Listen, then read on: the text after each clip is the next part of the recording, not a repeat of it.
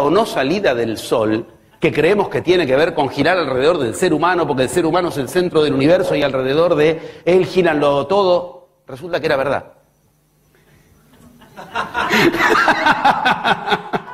Resulta que era verdad, que todo gira alrededor del ser humano, hasta el Sol mismo sale o no sale.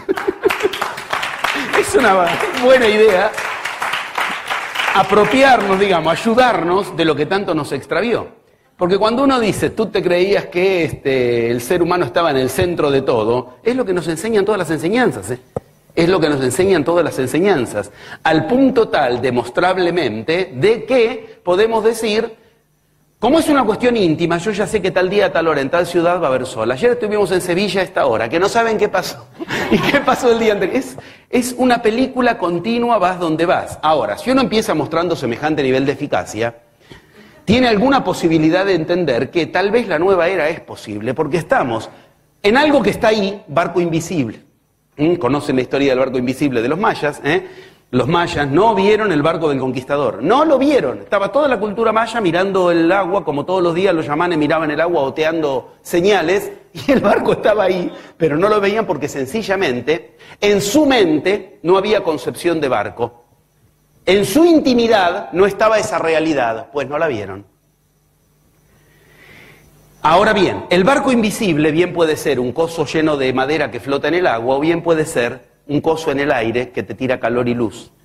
El sol es un barco invisible si tú no conoces concepciones de la nueva era que te dicen que si el sol no está el día que tiene que estar a la hora que tiene que estar para ti, entonces tú no estás generando tu realidad.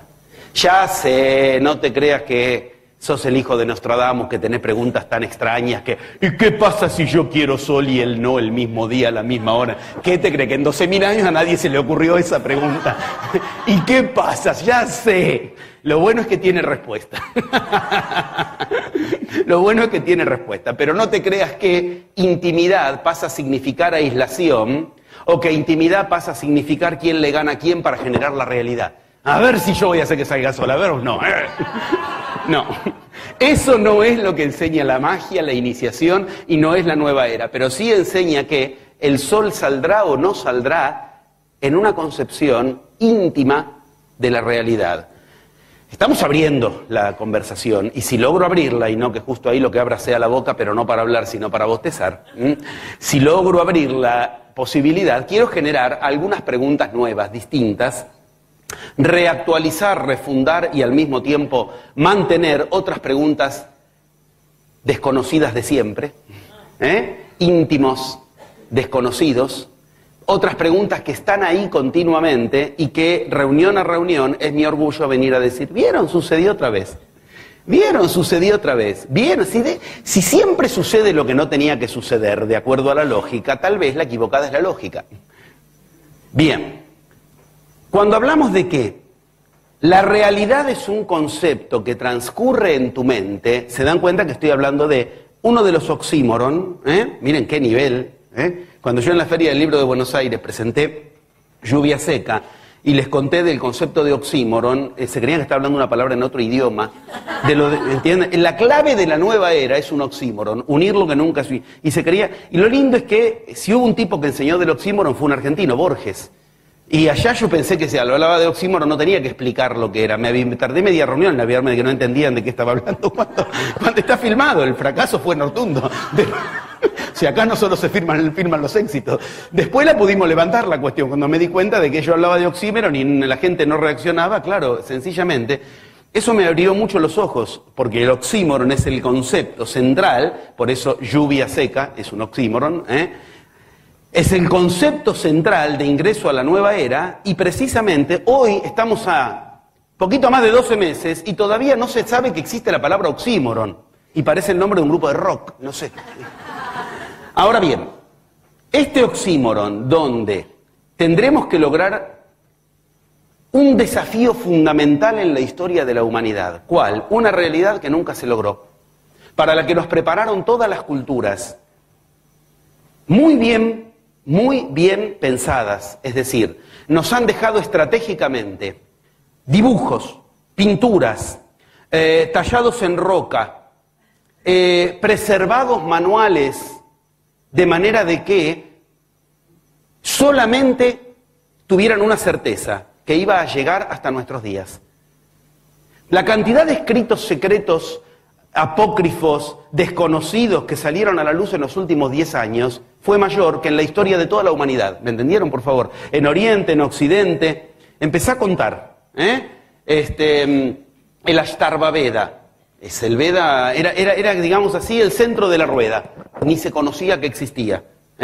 Los manuscritos del Mar Muerto, el Evangelio de Judas, el Evangelio de Magdalena, el Evangelio de Tomás. Estoy contando cosas muy serias que la única diferencia de todo lo que dije es en los manuscritos del Mar Muerto, que era de 1940, pero en realidad se lo dio a conocer en 1990 y pico, porque lo tenía en la iglesia muy a propósito, que no se sepa lo que decía. Todos los demás directamente se conocieron en estos 10 añitos. ¿Qué quiere decir? Lo mismo que pasó sorprendentemente con piedras que tenían informaciones talladas para esta época, que estaban cubiertas de musgo. Acá lo vieron a Tomás Bayanca, cuando Tomás Bayanca dice esto estaba cubierto de porquería, yo le saqué la porquería, ¿vieron?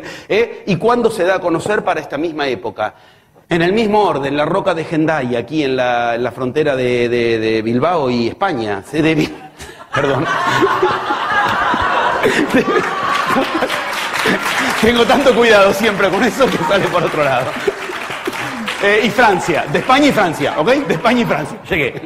En el norte de España, entre España y Francia, ¿ok? Salen a la luz continuamente cuestiones que parece muy ordenado ese azar.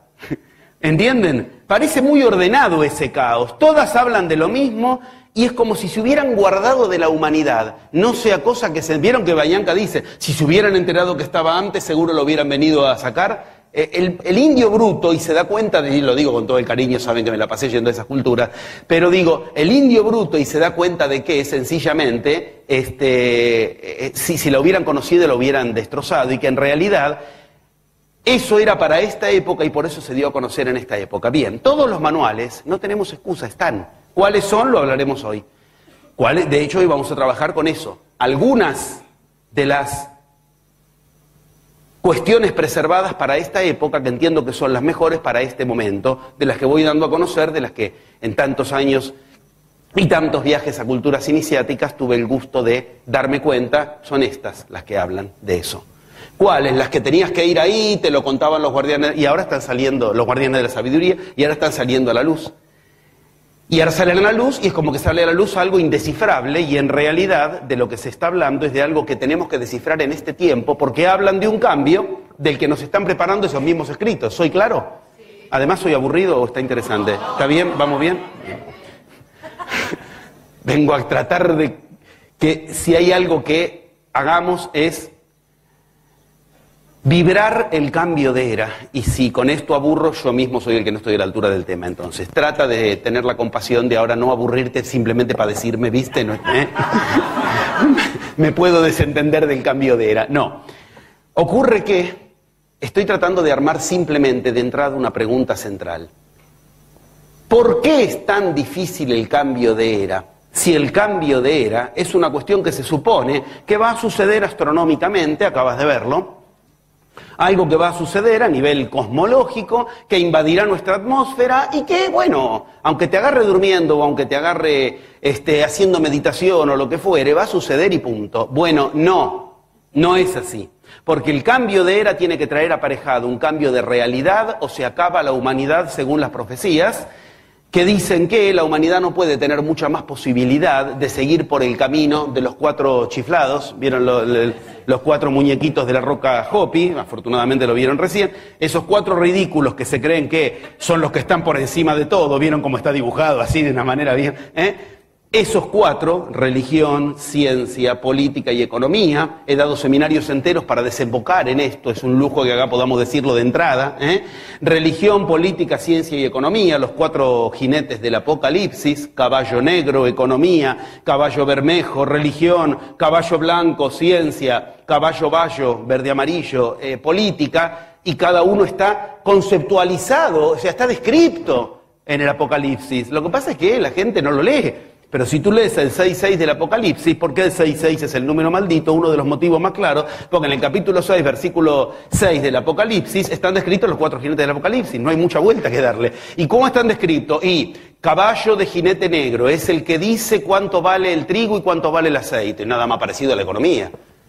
Nada más parecido a la economía. Caballo de jinete blanco es el que se ocupa de la salud. Uy, nosotros tenemos gente que se viste de blanco y se ocupa de la salud. Digo, tiene que ir y verlo para simplemente ver el barco invisible. Estaba ahí. Sorprendente es que diferentes culturas totalmente atemporales, anacrónicas entre sí, que jamás se conocieron, como la Roca Hopi, dicen lo mismo que, por ejemplo, el Antiguo Testamento, porque en realidad el Apocalipsis fue puesto al final del Nuevo Testamento porque no entienden, no saben dónde ponerlo, pero en realidad tendría que corresponder al Antiguo Testamento. A no ser que me estén diciendo que del Antiguo Testamento se tomaron cosas, pero que el Nuevo Testamento, o sea, lo que tiene que ver con Cristo, también incluye el Apocalipsis, dicho de otra manera. ¿Habrá tenido algo que ver Cristo con el Apocalipsis? Yo vi unos DVD que se llaman La verdadera historia de Cristo, algo así, donde sí, algo de eso encontré develado, no me lo acuerdo, pero está ahí. ¿Qué quiero que entiendan? Por algo se puso al final. Quiere decir, abarca cuestiones del Antiguo Testamento, como no hay duda, todo Isaías está en el Apocalipsis, pero también hay cuestiones del Nuevo Testamento.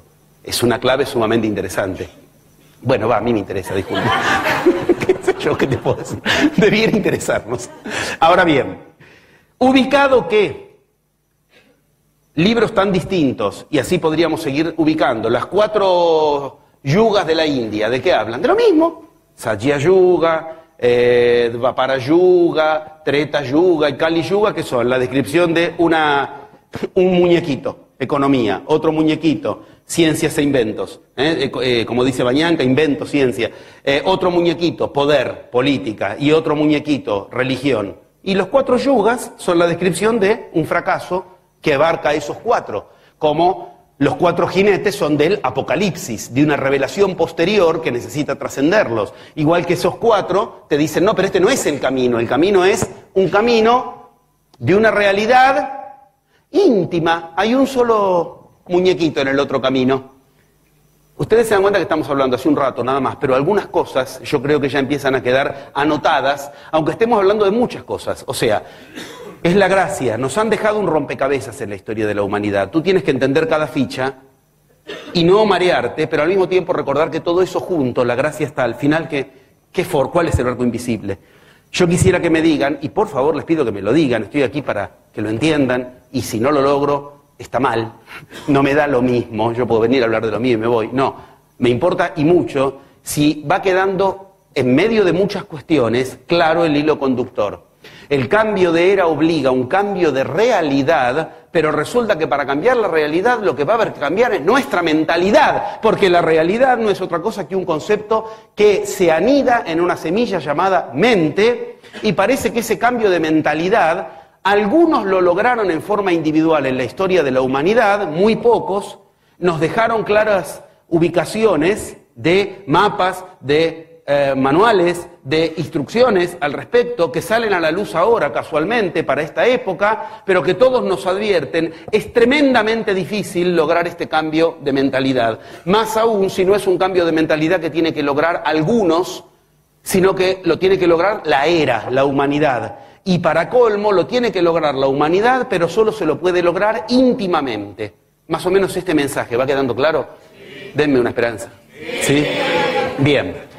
Entendiendo que, si esto está quedando claro, te dicen que la clave en dónde está, en unir cuestiones que en tu vida están dispersas, mientras que nosotros somos especialistas en ¿qué? Nosotros somos especialistas en que cuando algo en nuestra vida se nos divide, creemos que la solución ¿cuál es?